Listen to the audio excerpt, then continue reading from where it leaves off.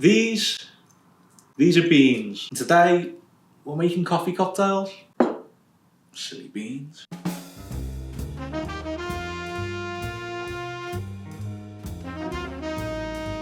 Coffee has to be one of the most consumed drinks around the world, and it's no surprise that people love it in cocktails too. There's so many coffee cocktails to choose from when making this episode. I was tempted to go down more of a modern classic route, but honestly, sticking with the classics just makes too much sense. So what better way to get into coffee cocktails than with 3 really simple, classic coffee cocktails that anyone can make. Today, I'll be making an Irish coffee, a white Russian, and of course, you can't have a coffee episode without an espresso martini. You'll hear me many times today refer to this as espresso. The reason for that is because that's its name. It's not espresso. There's no nice way of saying it. If you're using poor quality coffee, you're gonna have poor quality cocktails, especially in the 2 drinks that rely heavily on the espresso. For me, I like a dark roast. These have only been roasted 2 to 3 weeks ago. I've ground them just before the video and just brewed this fresh espresso. For me, you can't get better than that. Fresh is always best. I don't hear many people talk about coffee the same way you hear people talk about food. But honestly, there's quite a lot of crossover. Coffee beans do go stale. So if you're grinding your own coffee, try and do it with beans that are only a few weeks or a month or so after the roast date. It's something to consider, not just for a great cup of coffee, but for great coffee cocktails too. Luckily, the fresh espresso only features in 2 of the 3 drinks today. The 3rd uses coffee liqueur instead, and we'll get to that. I'm no James Hoffman, but I do enjoy a nice espresso, and with the short rant about coffee off my chest, we can now get to making the cocktails. The first one of the 3 today is going to be the only warm serve. We're making an Irish coffee.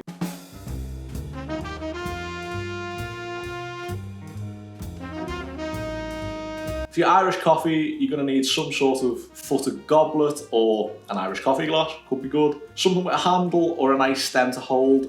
It's going to be quite a warm drink. Ideally, we don't want to be burning ourselves today. What I'm going to do in preparation for the drink is fill this with some hot water just to get the glass nice and warm. You'll notice this was poured from a DeLonghi kettle. This was actually brewed from a DeLonghi coffee machine, although I'm not sponsored.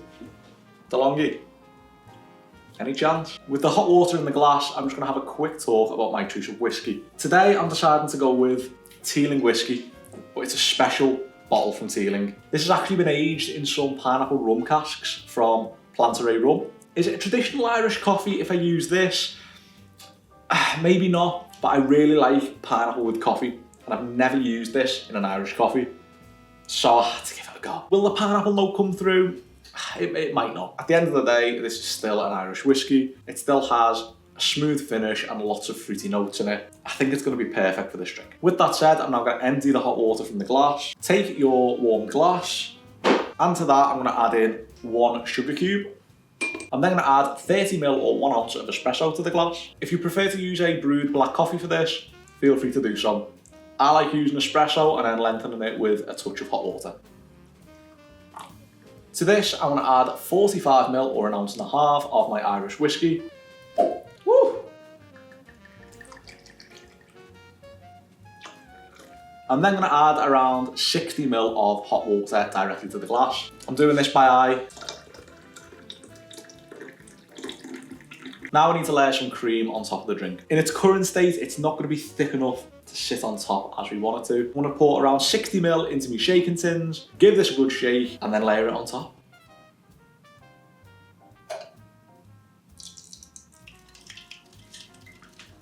Never sounds nice.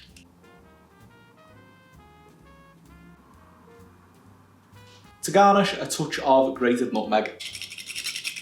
And there we have the Irish coffee.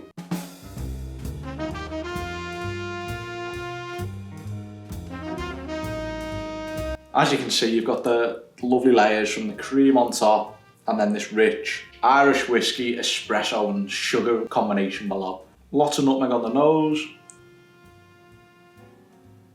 Yeah, super indulgent, just the right amount of sweetness, a lovely coffee flavour. I love the whiskey in it. I don't think I can get the pineapple if I'm being completely honest, but it has this light fruitiness that you expect out of an Irish whiskey. It's the perfect winter's cocktail. Yeah, the Irish coffee. What a brilliant drink. The next drink on the list is one made popular by the Big Lebowski. It is, of course, the White Russian.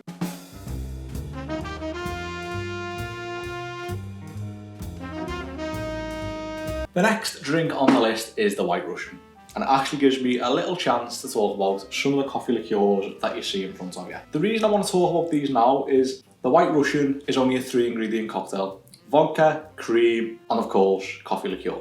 Because of that, you want to be quite smart in which coffee liqueur to use. Obviously, vodka and cream don't have any sweetener to them, so you want to use ideally a coffee liqueur that's got a bit of sugar content to it, as that's going to provide the balance in the drink and give that sweet touch and round out some of the harsher edges of the vodka. There's quite a few really good choices here. Liquor 43, 43, it's a great product. I love the vanilla forward liqueur that they have, and the coffee liqueur is also a tremendous product. On top of that, we've got brands that are maybe lesser known, but really high quality. One I recently had the pleasure of trying is Mixer 100. This is a coffee liqueur with a tequila base. It reminds me somewhat of Patron's coffee liqueur, which is no longer produced. It's a really good option. Another really good option, and something quite unusual, is from Copenhagen Distillery, which is a clear coffee liqueur. It may be clear, but it still packs all the punch you'd expect from a coffee liqueur. So what am I going to choose for the White Russian? Because I want that sweetness and I want that richness, I'm less so inclined to go towards the neutral or unsweetened coffee liqueurs. You'll notice the coffee liqueur from Mr. Black is not here. That is a cold brew coffee liqueur, unsweetened. I want something really sweet to balance this drink. So I'm actually going to be slightly boring and go for the mainstream choice of Kahlua in this cocktail. For this drink, you're going to need a chilled rocks glass filled with ice. I don't stock much vodka, as it's not a spirit I use too often. I don't particularly love it, but I do love the products from Orkney Gin Distillery, so I will be using 60ml or 2 ounces of their vodka. Next, we have 30ml or 1 ounce of your preferred coffee liqueur.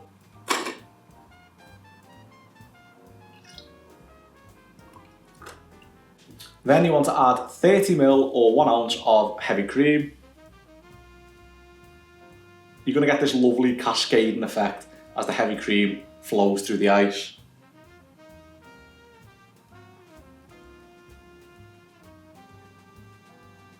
And there you have a White Russian.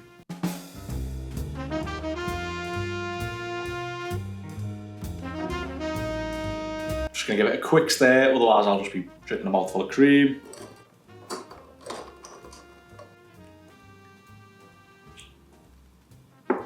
It's absolutely fine. It's just fine. The Kahlua gives a nice sweetness to the drink. The cream gives it the body, gives it quite a bit of heaviness and weight. The vodka doesn't do much for me. There's a slight ethanol burn at the end and you can maybe taste the vodka from that, but it's got no real flavour notes, and if it did, it's going to be hidden and masked by the coffee anyway. If the main quality of the spirit is that you can hardly notice it in a cocktail, it's not the spirit for me. That's why I struggle with vodka. It's not doing it for me. It's not the drink for me. It's worth giving a go. Maybe, just maybe, this is the drink for you, but I doubt it. The next drink on the list is probably the one coffee cocktail everybody has heard of. I couldn't make a video about coffee cocktails without making an espresso martini.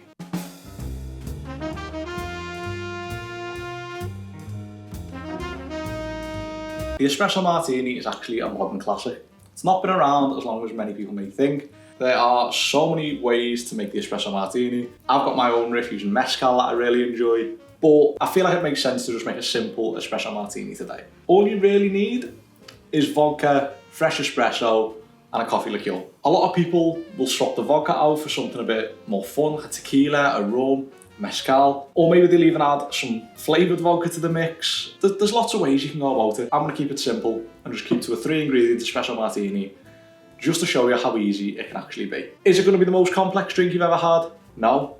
Is it probably going to be quite tasty and indulgent? Well, if you like coffee, most likely. I'm not going to use Kahlua this time, I'm going to change it up slightly. So it's probably going to be less sweet than the last drink, but it does include fresh espresso, so it's going to boost that coffee flavour. Yeah, I'm excited to give this a go. 30ml or 1 ounce of fresh espresso. To that, add your preferred coffee liqueur. I'm going to go with Liquor 43 on this one, and this is their Barista coffee liqueur. 30ml or 1 ounce of coffee liqueur. I'm actually using a Canarian coffee bean for this. So pairing up with the Liquor 43, which also uses Canarian coffee in its coffee liqueur, it just makes too much sense. Next, you're going to add your spirit of choice. If you want to go tequila, rum, brandy, whatever you prefer to add a bit of depth to the drink. I'm just going to go with vodka because that's the original. 60ml or 2 ounces of your preferred vodka. Add ice to your tin and give this a shake.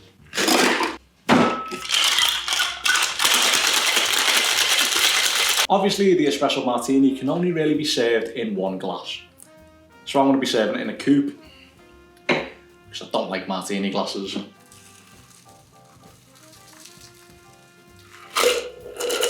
Garnish this with a few coffee beans, and there you have the espresso martini.